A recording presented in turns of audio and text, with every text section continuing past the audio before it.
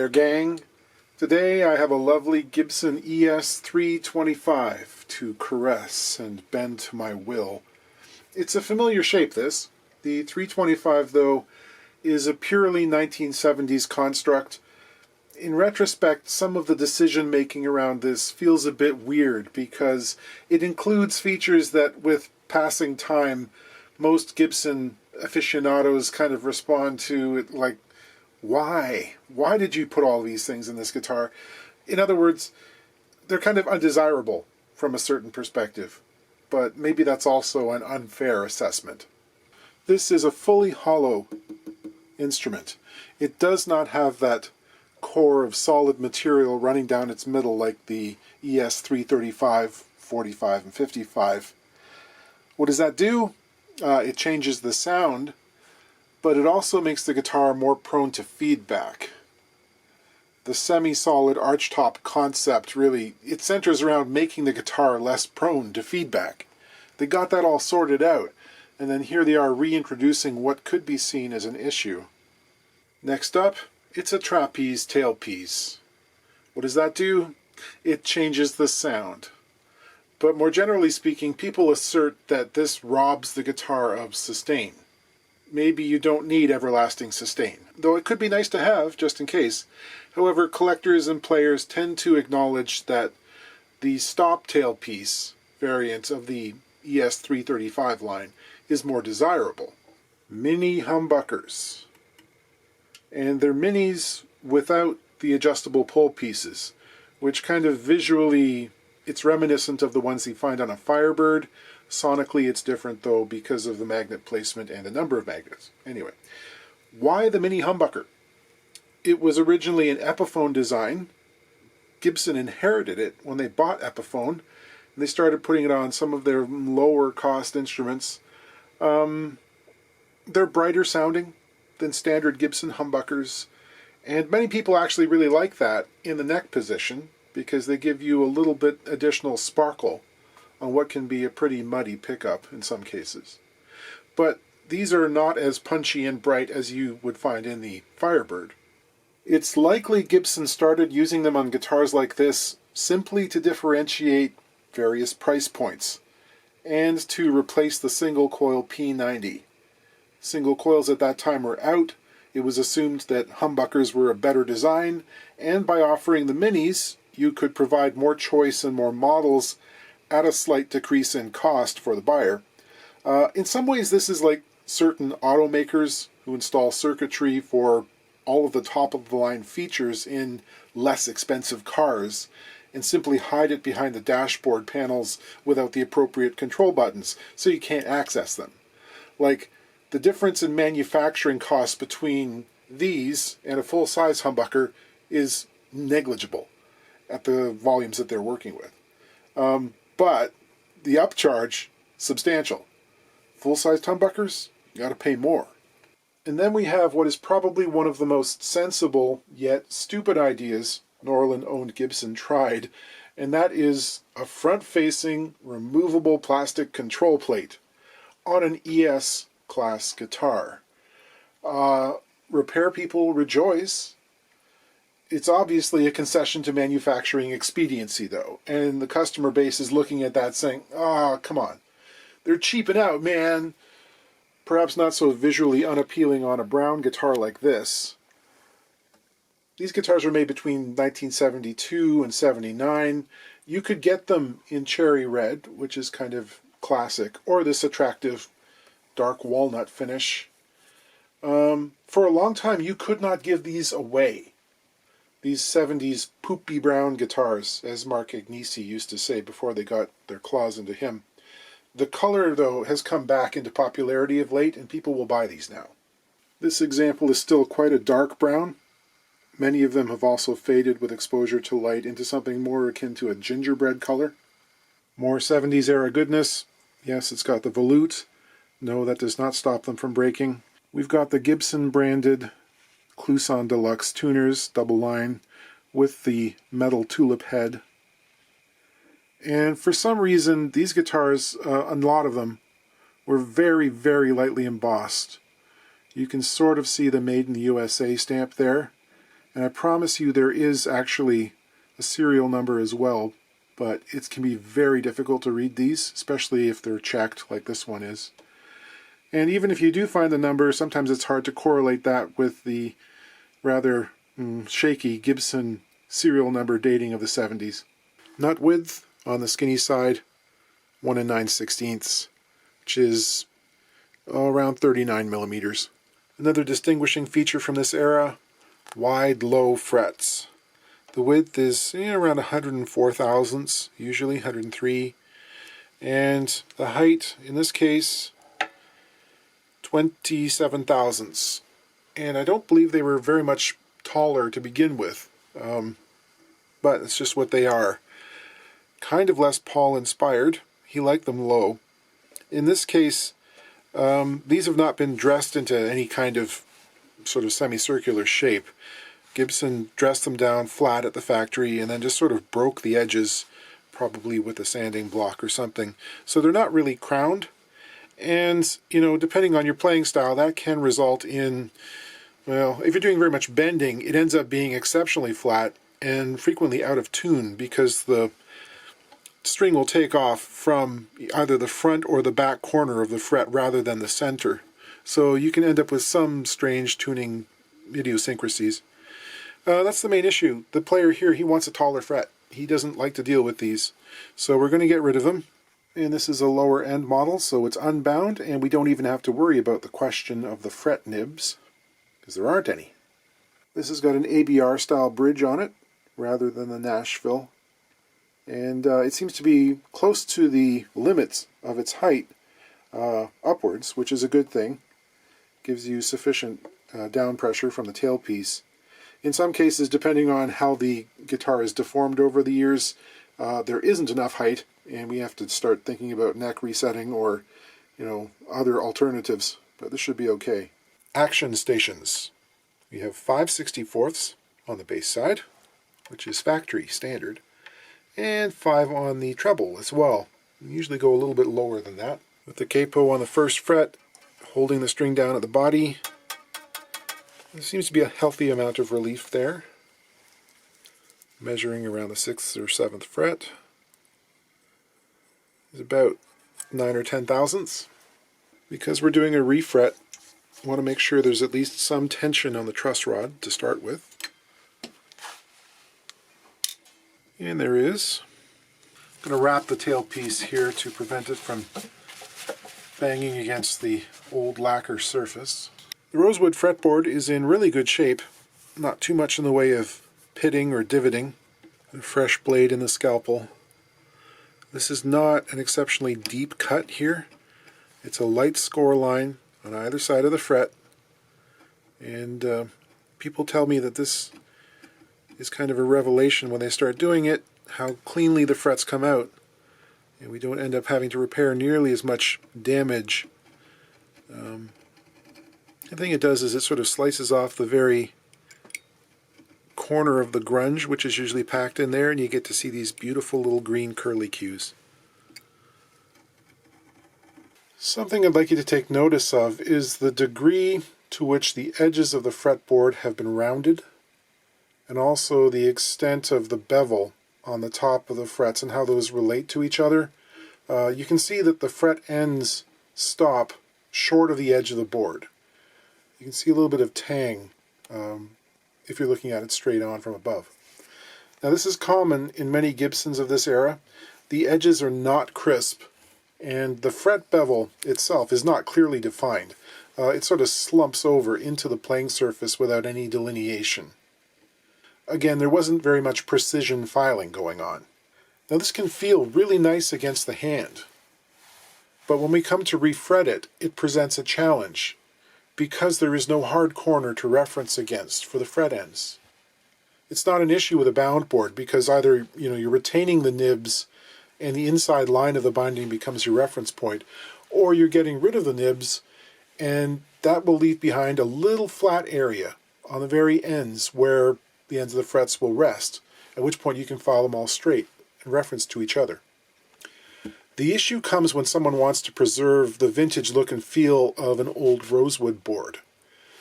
getting those fret ends to sit down evenly in a straight line can be really tough. I mean, the best thing is probably at the corners to sand it straight and level, put in the frets, and then try and re-age it and sort of radius those corners again. But again, there's an amount of philosophical tension associated with all this stuff. Like, if your guitar is going to lose a tremendous amount of value by someone noticing the fact that it's been refretted, maybe don't refret it. Put it in the case for posterity, and then get yourself another guitar that you can afford to play, you know, and change is necessary. They're not all museum pieces. Removing frets. I've got my old soldering iron with a little notch ground into the tip, which keeps it centered on there and it's not likely to fall off. There's a contingent that is really fond of running an actual bead of solder over the fret before removal. I think to get more heat into it is the thinking, and to keep it hot longer. I've just never found the need. The first time I read about that was in an article written by John Calkin in the Guild of American Luthiers Journal about 25 years ago, and it just didn't compute, you know. I don't need this scorching hot. There's some goo bubbling out there. These ones, again, just due to the way they've been shaped and how low they are, can be more tricky than most to get started. Gotta sort of find a place to get in with the ends of the nippers.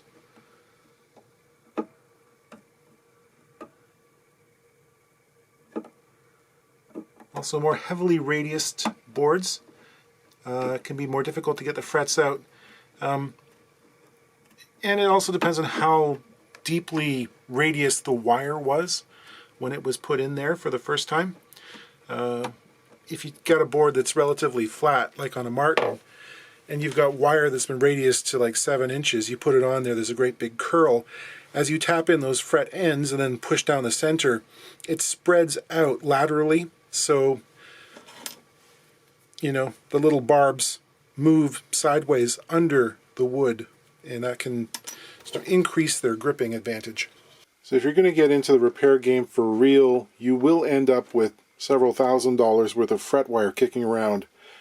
Some sizes are used all the time, but there are other oddball wires that you might only use like once a decade. And the thing is, even for an individual refret where you just want enough to do the job, you always have to buy a little bit more than you actually need, just in case something goes wrong and you mess up a fret during the installation. So that leads to, you know, oddball orphans that you have to somehow try and keep organized. But it definitely makes sense to buy in bulk for the frequently used sizes. The savings are substantial. It's like literally half the price per length if you buy in a tube. For the 70s Gibsons, I'll reach for the 149 StewMac wire, which is 103 thousandths wide by 46 thousandths tall. It's a very noticeable difference in playing characteristics. Okay, I'm going to put a radius on the wire using my fret roller here. For a Gibson guitar with 22 frets, standard 24 3/4 inch scale, I can usually get everything I need out of 2 lengths of 24-inch wire with judicious cutting, and there's not a whole lot left over. Not much excess on that, but it can be done. And we put a radius on the wire because if we try to fret using straight wire on a curved surface, well, that can be a bit of an issue. It's possible to do that, but more often than not you'll end up with problems. It's best to have a wire that is the same radius or slightly overbent for the radius of the fretboard. And you'll notice that I'm doing this in multiple passes, small incremental ones, based on something that I read from Dan Erlewine a few years ago. I've mentioned this in the past, but he noticed that by running the wire through the bender a number of times, you could actually work harden it, increase its hardness slightly. It makes for a longer lasting fret, basically. It doesn't become as hard as stainless steel wire, for instance, but it helps. So that's what I've been doing. I have no real ability to test that theory, of course, other than the amount of pressure it takes to cut the wire using nippers, but it certainly seems to have that effect. Next up, I'm going to clean the wire because there's some grease used during the manufacturing process which is always sticking on the tang, and it's quite dirty. These days you can buy pre-radiused packaged lengths of wire from various suppliers. Not a huge fan because it seems kind of wasteful to me. It's a lot of fret that ends up on the floor. When clipping these to length, I go for maybe 1/8 of an inch, 3 millimeters oversized. And when I'm cutting this wire, I just cut the first fret. I'm going to skip one and go to the 3rd fret. If I do them all sequentially out of one length of wire and then the other, I might not have quite enough to do the whole board out of these 2 lengths of wire. But if I alternate, I'm cutting similar lengths from both of them, and it works better. So I'll do 1, 3, 5, 7, etc. and then go back and do the others from the other length of wire.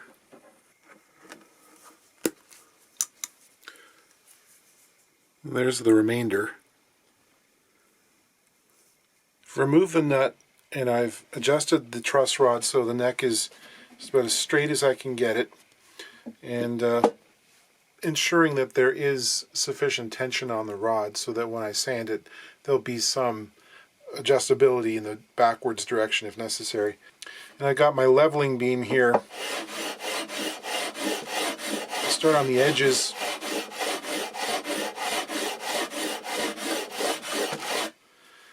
And you can see that there's high spots along each fret. I think we want to do the whole board at this point. It's a little bit more irregular than I gave it credit for. Using a radius beam, I'll work my way up through the grits. Again, this is probably not going to do a perfect job along the ends here. We would have to take away so much material that the board would get thin, and we'd likely end up exposing the side dot markers. Gibson uses a larger dot marker than some manufacturers, and it's closer to the top surface of the board. That's something you have to keep an eye on if you're doing this sort of thing.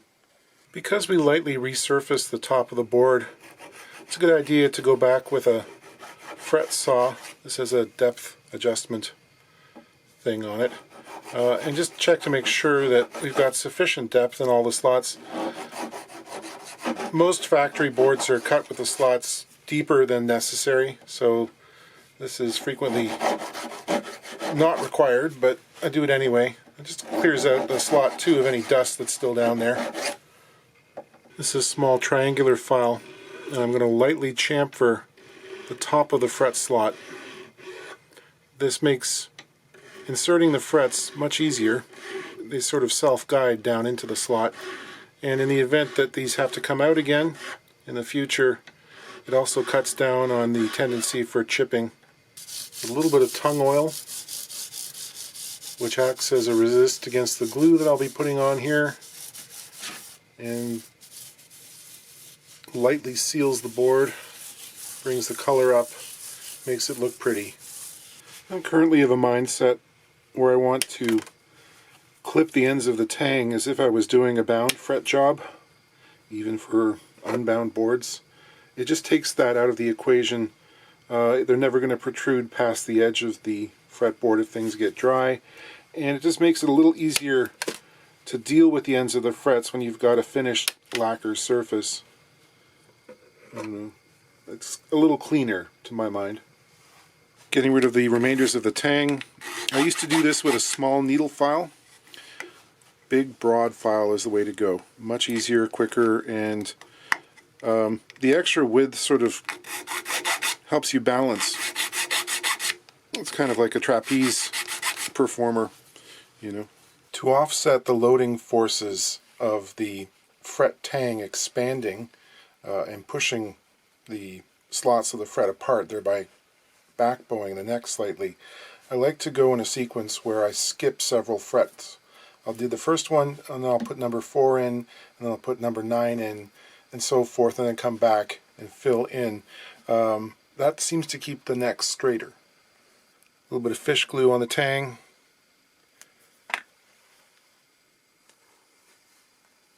Position it in the slot.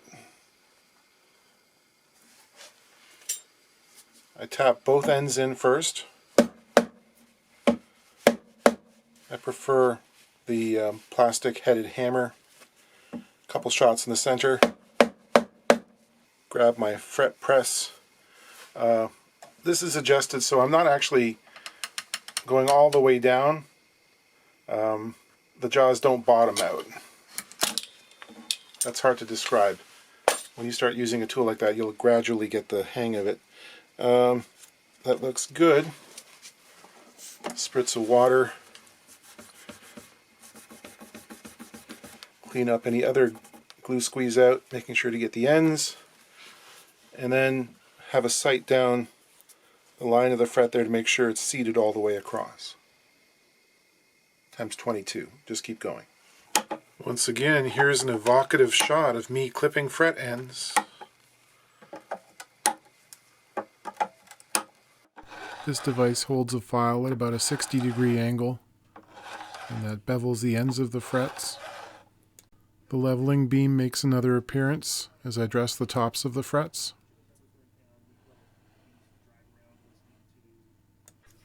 Here's the triangular file with safe corners, used for recrowning the flattened section of the top. You new faces will have to get used to the fact that every time I do this I have to say polishing, polishing, polishing. You'll get used to it. This is a safe edge on the bottom, and we're doing a sort of rolling, arcing motion to knock the corners off. I'll do one side and come back and do the other. This is some 600 grit. I'm going to use it on the corner and also on the ends of the frets, and this is going to sort of blend those surfaces together.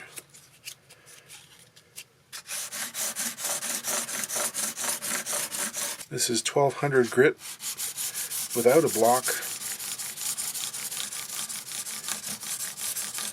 held at an angle. This is 2400 grit micro mesh.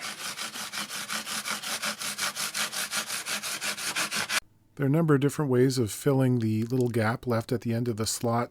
This is simply some super glue. That seems to blend in pretty well.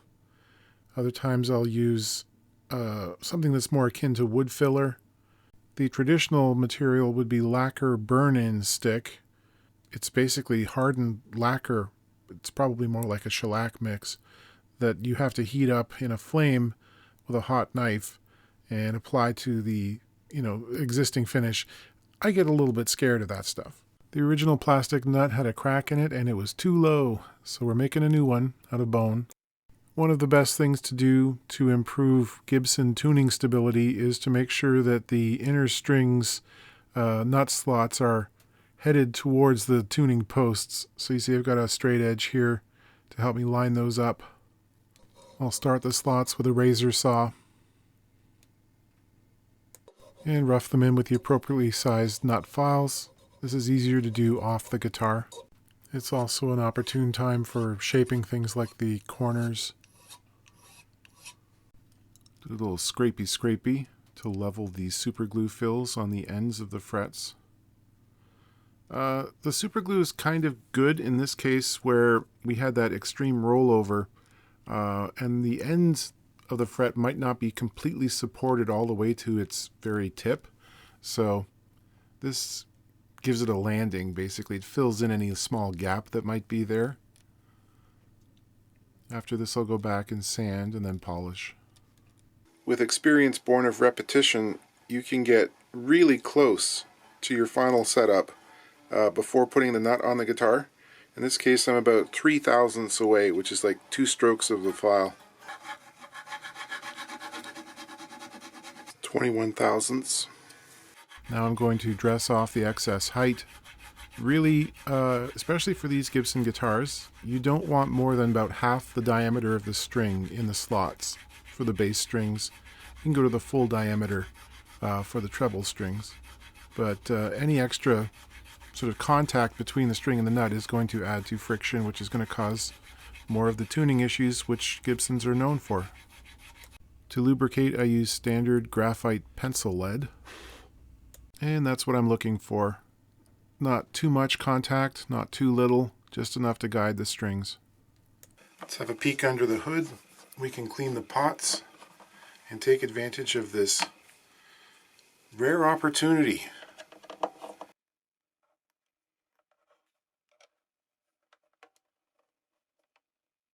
It's nice when the codes aren't completely obscured with solder. In this case, we've got 137, which is the code for CTS, the Chicago telephone supply. And then we've got 7129, which is the 29th week of 1971, which predates the manufacture of these guitars. This particular model started in 1972, so it's quite possible this was a first-year instrument. Although, you know, sometimes they bought these pots in big lots and kept them around for, 5 or 6 years before they got to use them. Anyway, I'm assuming it's on the early side. Let's plug it in